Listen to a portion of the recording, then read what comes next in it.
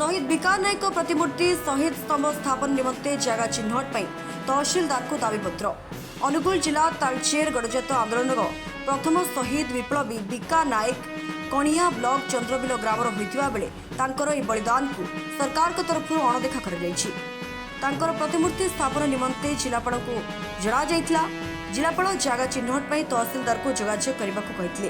फल डॉक्टर आंबेडकर स्मृति परिषद कणिया तरफ तहसीलदार कणिया प्रणव रंजन साहू एक दाबीपत्र प्रदान करपक्षे 7 दिन मध्य जगह चिन्हट कर तहसीलदार प्रतिक्रिया रखिंट।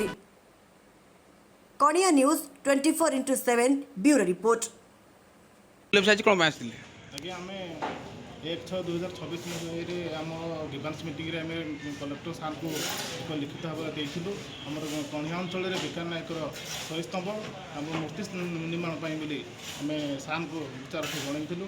यापर आम आज समस्त आम परिषद तरफ आसी आम तहसील ऑफिस जगह चिन्हट विचार को नहीं आम परिषद तरफ को समस्त सुविधा सर प्रतिश्रुति कौन देले सर प्रतिश्रुति कौन तहसीलदार सर कहले आमर 7 दिन भितर कणिया अंचल जो जगह सरकारी जगह थी आम जगह चिन्हट करी सर को आमको प्रतिश्रुति देते।